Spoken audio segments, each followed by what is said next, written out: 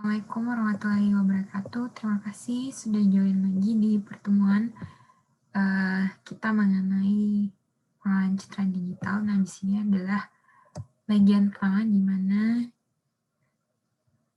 Ibu akan menjelaskan apa sih sebenarnya pengolahan citra tersebut, kemudian bagaimana prosesing yang akan dilakukan, kemudian apa saja nanti input dan output dari processing pengolahan citra ini. Nah, tujuan untuk pengolahan citra itu adalah peningkatan kualitas informasi pada citra untuk kemudahan interpretasi bagi pengguna. Jadi, ada sebuah citra yang misalnya dengan pada saat kita meningkatkan kualitas tersebut, kita bisa tahu, oh ternyata di dalam citra tersebut ada apa saja gitu. Kita bisa dengan mudah menginterpretasi apa sih isi dari dalam citra tersebut, atau mungkin kita bisa mengambil banyak informasi gitu dalam citra tersebut. Tergantung dari penggunanya gitu, maunya informasi apa, atau maunya misalnya ada objek apa saja yang ada dalam citra tersebut.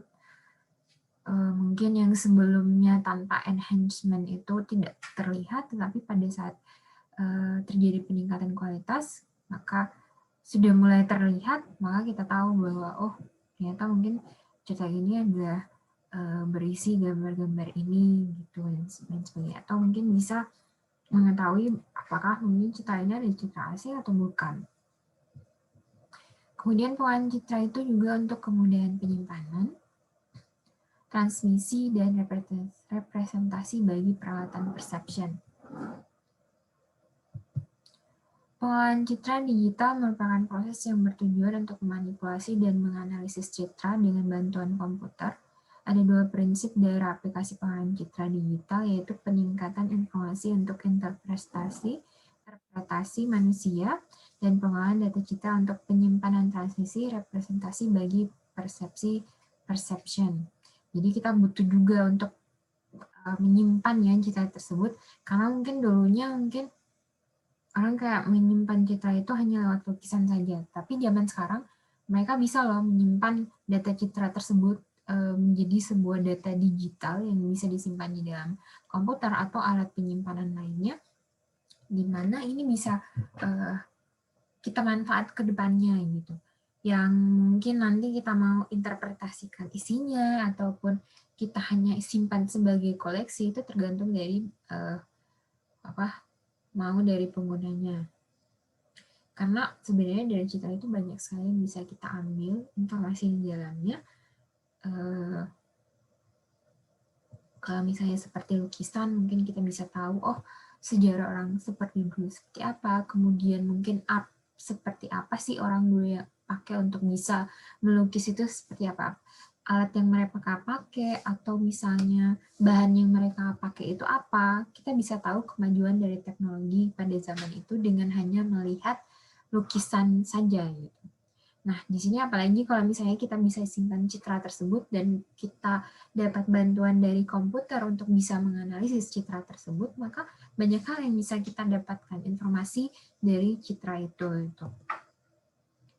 Maka ini salah satu topik yang benar-benar sekarang itu sangat penting ya, karena kita tahu sekarang itu di mana-mana orang maunya kalau misalnya sharing kegiatan mereka di sosial media, biasanya malas kata-kata, lebih senang langsung tunjukkan foto atau tunjukkan video. Gitu. Semuanya adalah citra, video pun itu adalah kombinasi dari frame-frame citra itu yang digabungkan, kemudian ditambah dengan audio, sehingga muncullah sebuah video yang sekarang itu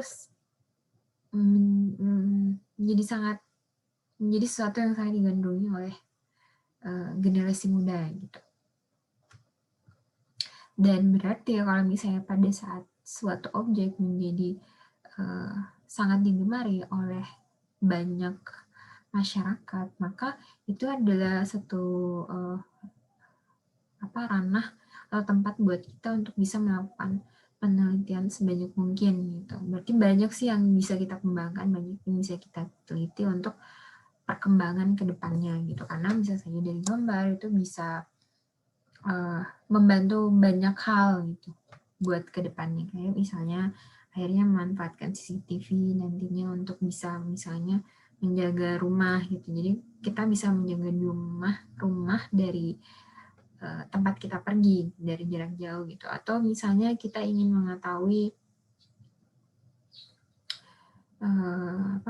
buronan gitu ya. Jadi dengan video CCTV misalnya di mana-mana kita bisa tahu, oh ternyata buronan yang kita cari misalnya pernah pergi ke tempat sini dan sini gitu. Jadi kita tahu titik-titik yang sering didatangi, kemudian kita bisa mulai melacak di mana buronan tersebut dan menangkapnya. Itu salah satu contoh dari penerapan dari pengenalan citra yang sekarang itu perkembangannya itu sangat-sangat dimanfaatkan dan pasti para saintis itu berlomba-lomba untuk bisa membuat sebuah metode di mana dengan mudah mereka bisa melakukan deteksi, oh muka ini loh yang kita cari, apakah ada enggak di video-video CCTV yang sudah kita kumpulkan.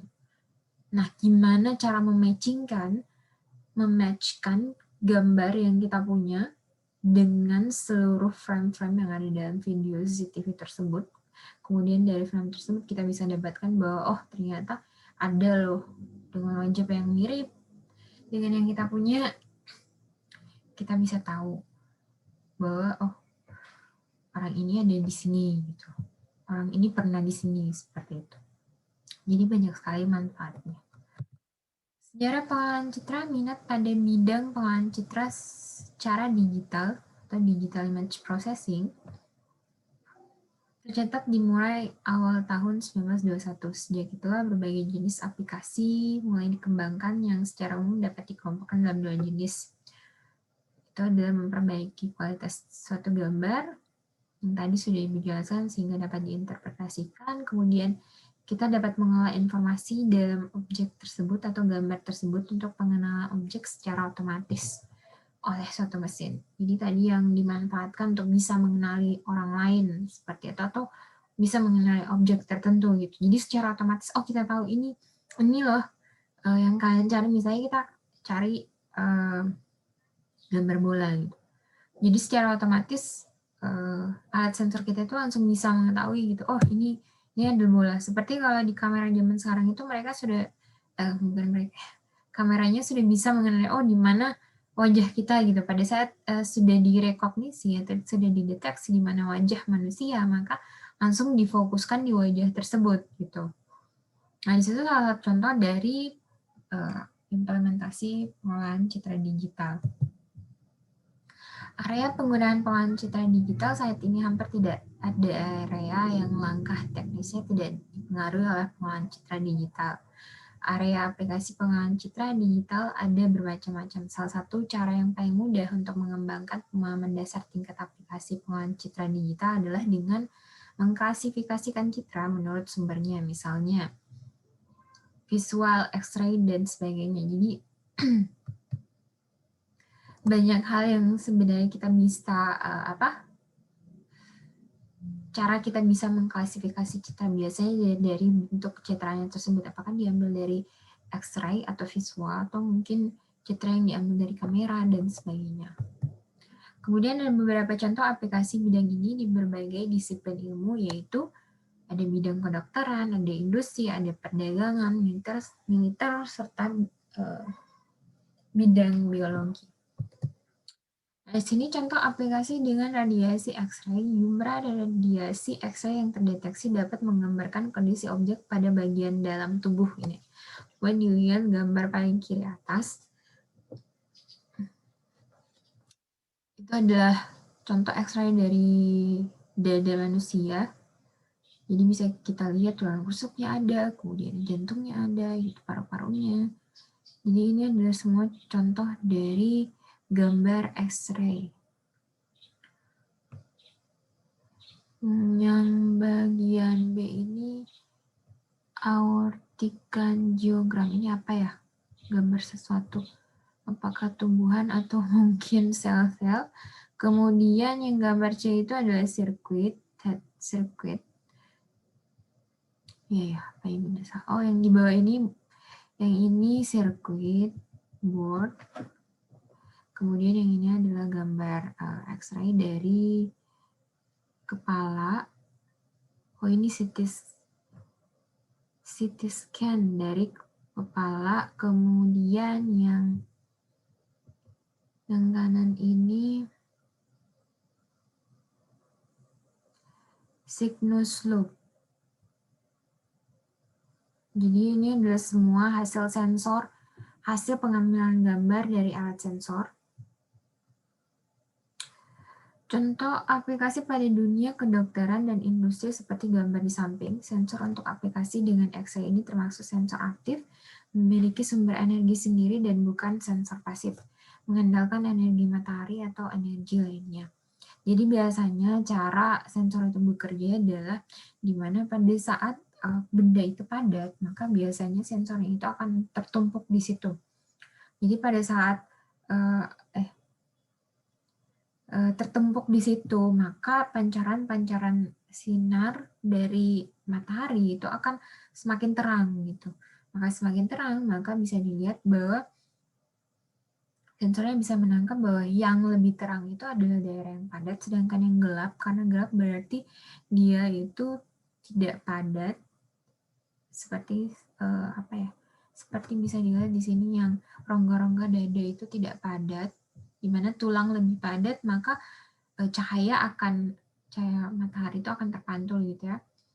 Pada saat terpantul maka akan ditangkap oleh X-ray. Kemudian yang tidak terpantul berarti dia akan terus masuk ke dalam, itu tidak akan memantulkan cahaya, maka dia akan berwarna hitam seperti ini. Tuh. Sama di sini kayak otak di sini, karena di sini dilihat padat dan tengkorak juga padat, maka bisa diketahui bahwa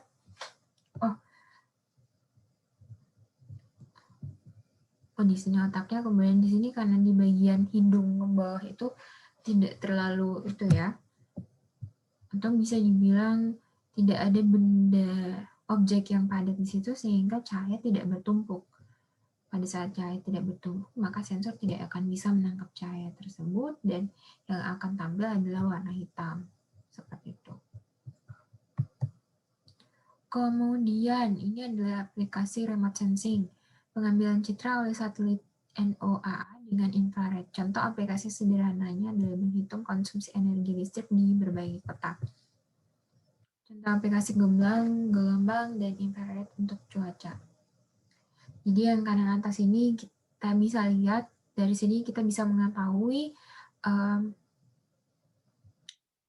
penggunaan listrik dari sebuah daerah atau di berbagai kota yang ada di Amerika. Dilihat semakin terang, maka kita tahu bahwa daerah tersebut atau kota tersebut penggunaan listriknya itu sangat banyak gitu, karena bisa kita lihat semakin terang. Dan di sini bisa diketahui juga kalau misalnya pancaran sinar itu terang sekali, maka akan terpantul ke sensor, maka sensor bisa menangkap cahaya di situ. Pada saat gelap, maka cahaya itu tidak akan terpantul, atau cahaya itu tidak ada memantulkan ke sensor, maka dia akan menjadi gelap. Ini sama saja ya, begitu adalah cara kerja dari sensor. Sensor apapun itu, tadi X-ray ataupun di sini adalah infrared. Nah, di sini sensor infrared ini juga bisa mengambil gambar dari hurricane. Hurricane itu mungkin bisa badai atau bisa angin topan, atau mungkin lebih ke badai ya. Tapi kalau misalnya sudah bergulung-gulung gini bisa dibilang adalah angin tornado. Gitu. Kalau di Amerika karena sering memang mereka di sana ada tornado, jadi kemungkinannya kalau di Amerika ya ini adalah contoh gambar dari tornado. Jadi mereka bisa mengetahui, oh di daerah sini sudah akan mulai terbentuk sebuah badai gitu. Ada kemungkinan kalau dilihat dari gambarnya maka bisa saja ini akan menjadi badai yang besar. Jadi dengan ini para saintis tuh bisa melakukan prediksi atau memberitahukan warga-warga pemerintah untuk bisa segera mengevakuasi atau bisa segera mengungsi ke tempat yang aman sebelum badai tersebut mencapai daerah mereka. Seperti itu. Karena berbahaya juga ya kalau misalnya tornadonya sangat besar, kalau misalnya kita tidak prepare, mau lari kemana pada saat besar sekalipun itu satu lahan pertanian pun itu bisa hancur gitu, apalagi kita yang sekecil itu ya. Kalau misalnya kalian tahu, mungkin pasti sering ya nonton di TV, di film itu di Amerika kan lahan itunya kan besar ya, lahan pertaniannya besar, biasanya jagung besar sekali itu, luasnya segimana, terus lebar tornadonya ternyata sekali lewat tuh bisa menghabiskan satu lahan tersebut. Jadi gimana dibandingkan dengan kita gitu, mau lari kemana gitu, pada saat jangkauan mobil juga pun tidak akan sanggup, atau mungkin ternyata si tornadonya melewati jalan raya gitu, itu lebih bisa lagi. Berarti kita harus segera menjauh dari tornado tersebut, biasanya kalau mencari daerah aman itu adalah di bawah tanah kalau untuk terhindar dari tornado ya. Mau ke rumah juga agak sulit karena bisa saja malah rumahnya hilang. Nah, ini sangat membantu ya kalau di daerah yang benar-benar cuacanya itu butuh informasi dengan gambar seperti ini. Nah, ini contoh dari macam-macam cahaya, energy of one photon electron volt. Jadi ada gamma rays, kemudian itu ada 10 kurang lebih di antara 10 pangkat 5 ke atas, kemudian ada X-ray, itu ada di antara 10 pangkat 4 sampai 10 pangkat 3, kemudian ultraviolet 10 pangkat 2 sampai 10 pangkat 1, ada visible, itu visible buat manusia ya, berarti 10 pangkat minus 1, kemudian ada infrared, itu berada di antara 10 pangkat minus 1 dan 10 pangkat minus 2, kemudian ada microwave, seterusnya sampai radio wave, itu paling minus gitu. Nah, di sini ada lagi multispektral dan multitemporal. Citra multispektral diakuisisi dari daerah yang sama namun menggunakan spektrum gelombang yang berbeda-beda. Misal satelit Landsat menggunakan 7 band yang berlainan karakteristik. Citra multitemporal diakuisisi dari daerah yang sama dengan gelombang yang sama namun pada waktu yang berbeda. Bisa dilihat di sini adalah gambar dari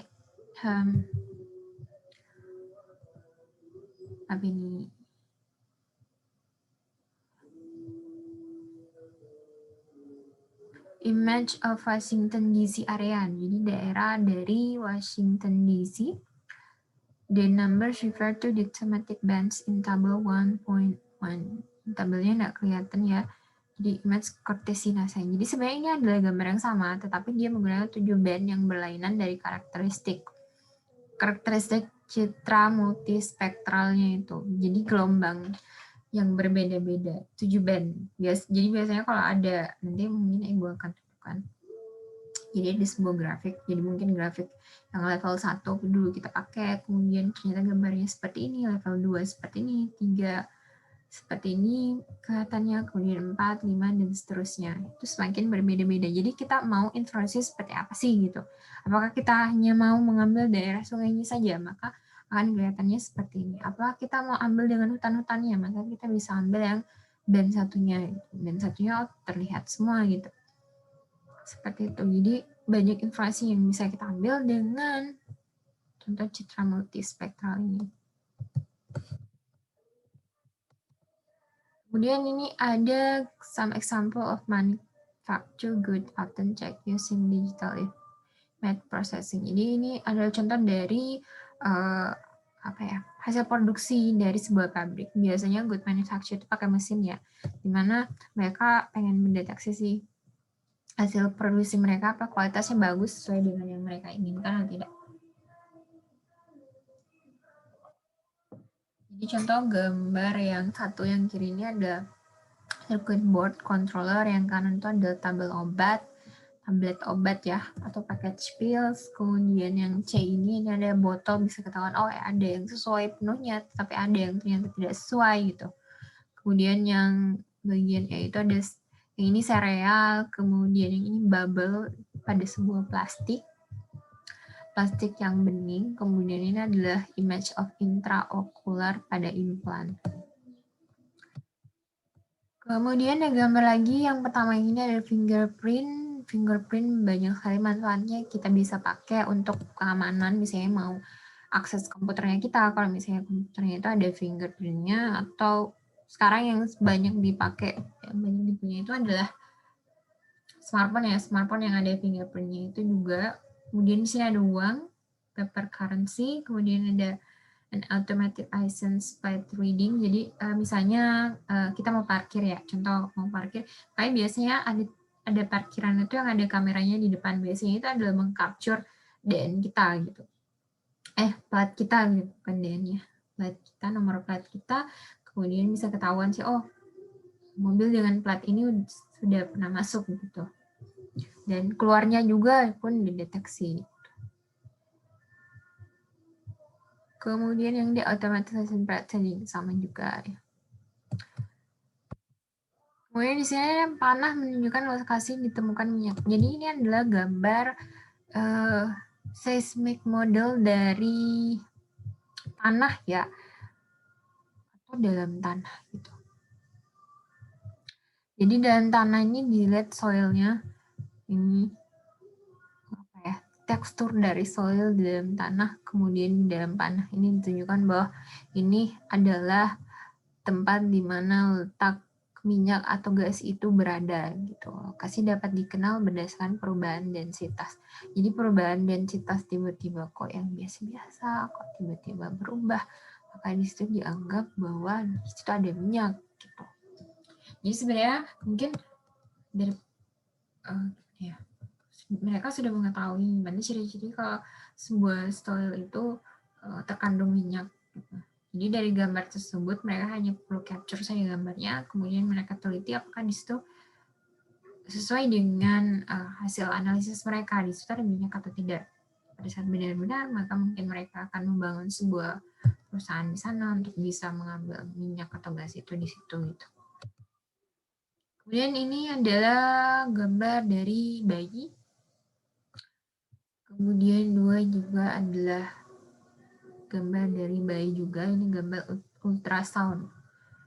Ultrasound itu berarti gambar dari suara. Biasanya berarti gambar dari pantulan suara. Karena kalau misalnya padat, pasti suara itu akan memantul gitu. Tapi pada saat dia tidak padat, maka suara itu akan terus sama juga dengan cahaya. Berarti sifat dari cahaya dan suara ini kurang lebih sama. Tetapi kita tahu biasanya kalau ada petir ya, petir biasanya kalau muncul itu biasanya petirnya dulu muncul, kemudian baru suaranya. Berarti cahaya itu lebih cepat ketimbang dari suara. Biasanya seperti itu. Kemudian gambar C itu yang ini, itu adalah gambar tiroid, berarti gondok di leher. Kemudian ini adalah otot muscle layer showing motion. Jadi menunjukkan ada sesuatu di muscle-nya, di ototnya gitu. Kemudian di sini ada gambar medis giginya orang gitu ya. Dental panoramic radiographic. Ada normal, ada osteopenia, osteoporosis.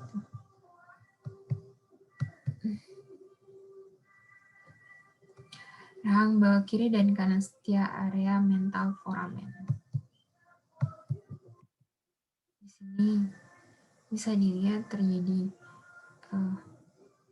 kurang tahu ya, tapi dari gambar bahwa ternyata mereka bisa loh mendeteksi sebuah penyakit gitu. Dari gambar mungkin kita bisa melihat juga struktur dari giginya mungkin ada yang salah gitu, mungkin harus diperbaiki dan lain sebagainya, atau mungkin dilakukan sebuah operasi seperti itu. Nah, tadi sudah ditunjukkan contoh gambar-gambar yang biasa dimanfaatkan dalam kehidupan sehari-hari kita ya. Nah, ini adalah contoh komponen of general purpose atau manfaat umum atau tujuan umum dari proses image processing system. Jadi ada sebuah komputer biasanya dikoneksikan dengan network. Nanti dalam komputer ini gambar bisa ditampilkan, kemudian gambar bisa disimpan, kemudian gambar bisa di-print, kemudian gambar nanti bisa diakuisisi, maksudnya kita bisa akuisisi melalui sebuah alat sensor gitu. Jadi misalnya contoh pakai kamera laptop atau misalnya sebuah kamera yang kita attach dengan komputer. Jadi kita punya sebuah specialized image processing hardware, sebuah hardware yang bisa menangkap gambar, sehingga gambar tersebut nanti kita bisa olah dalam komputer. Kemudian di sini juga bisa kita masukkan software image processing, yang dimana di situ kita pakai untuk bisa melakukan processing, entah kita mau analisis, entah mau kita enhancement, dan lain sebagainya di dalam komputer pada saat kita sudah melakukan storage, penyimpanan ke dalam komputer. Nah, di sini yang terakhir itu adalah processing yang ada pada Citra. Jadi yang pertama itu ada paling kiri bawah, itu ada image acquisition. Jadi kita mulai mengambil sebuah gambar. Nah, ini di materi chapter 2, kita mulai mengambil sebuah gambar, kemudian gimana saja sih cara mengambil gambar tersebut. Nanti kebanyakan di sini sudah tahu ya. Kemudian ada image enhancement. Pada saat gambar sudah diambil, apa yang bisa kita lakukan? Di sini salah satunya adalah kita bisa meningkatkan kualitas dari citra tersebut dengan melakukan enhancement. Biasanya kalau kalian sering pakai Photoshop, justru salah satu banyak sekali metode enhancement yang dipakai. Misalnya tadi yang wajah berjerawat jadi tidak berjerawat, berarti salah satu enhancement yang dilakukan adalah menghilangkan noise-nya. Nah, di sini yang kalian anggap noise itu adalah jerawat dari orang tersebut. Gitu. Walaupun sebenarnya kalau misalnya kita ingin mengambil informasi, baiknya jangan kita menghilangkan keunikan dari orang tersebut. Gitu. Jadi kita pakai real face dari mereka. Tetapi kalau misalnya hanya memang tujuannya mau buat gambar itu bagus, ya it's okay. Kalian bisa pakai image enhancement itu dengan berlebih gitu. Tergantung dari maunya si pengguna apa. Kemudian pada saat kita enhancement biasanya ada yang hilang gitu ya. Makanya di sini kita mau pakai image restoration. Kita pengembalian sih. Pengembalian misalnya ya si wajahnya ini wajah seseorang, atau mungkin gambar bola. Gambar bola itu sebenarnya bunda. Pada saat di enhancement itu dia malah bentuknya tidak bola tutuh. Nah, di image restoration itu kita mau bahwa kita mau bentuknya itu memang seperti realnya apa sebelum di enhancement itu bundar, seperti itu. Kita mau gambarnya sudah diperbaiki, tetapi bentuknya harusnya sesuai dengan yang aslinya. Kemudian color image processing, ya di sini penggunaan warna. Biasanya pemanfaatan warna juga penting untuk bisa melakukan processing pada image. Biasanya kita bisa dapat informasi banyak dari melakukan pewarnaan gitu. Kemudian ada wavelet dan multi-resolution processing. Jadi kita bisa pakai metode wavelet dan multi-resolution processing. Kemudian kita mau pakai metode compression, misalnya karena terlalu tinggi kapasitas size-nya terlalu tinggi ya, kita mau perkecil gitu, karena mungkin tidak butuh sebesar itu datanya. Kita butuh kecil saja itu sudah bisa mengambil informasi dalam, maka kita bisa melakukan compression. Kemudian morphological processing ini juga biasanya bisa membantu si image restoration ini. Biasanya dia lebih fokus dalam bentuk gitu. Jadi bentuknya seperti apa gitu. Bentuknya adalah kotak, berarti dia harus kotak. Nah, pakai morphological processing ini lebih mudah. Kemudian ada proses segmentation. Segmentation itu bagaimana kita bisa mengambil sebuah objek itu terpisah dari background-nya. Biasanya kalau misalnya background-nya itu banyak rumput-rumput, hutan, sedangkan yang kita mau ambilnya gambar beruang, gitu. Beruangnya saja sebagai objek yang kita teliti. Berarti segmentasi itu adalah saya mau memisahkan si beruang ini dari background-nya hutan-hutan. Atau misalnya kalian ada si Doni, ada si Doni, ada si Dono. Saya mau ambil gambar Dono saja, maka saya harus memikirkan Joni sama si Doni gitu. Nah, maka segmentasi itu berarti saya memisahkan Dono dengan teman-temannya, itu Joni dan Doni gitu. Seperti itu ya. Bisa dimengerti? Nanti kita akan bahas di penjelasan selanjutnya. Kemudian ada chapter 11, itu ada representation dan description. Di sini kita mulai bisa mengambil keunikan dari objek tersebut. Jadi misalnya tadi yang kita ambil ada gambar beruang. Ciri-ciri beruang itu apa sih? Tuh. warnanya apa misalnya. Terus dia ukurannya besar apa tidak gitu.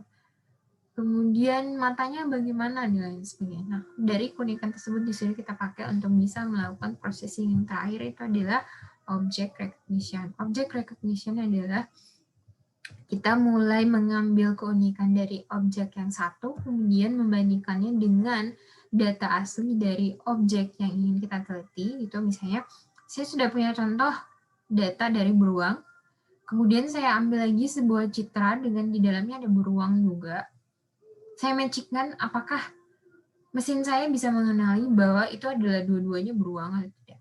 Kalau misalnya matching berarti diketahui bahwa oh ini benar-benar sama beruang. Kalau tidak matching berarti oh ini bukan beruang, ini adalah misalnya apa ya, mirip-mirip beruang. Misalnya ini monyet gitu ya. Misalnya ini monyet.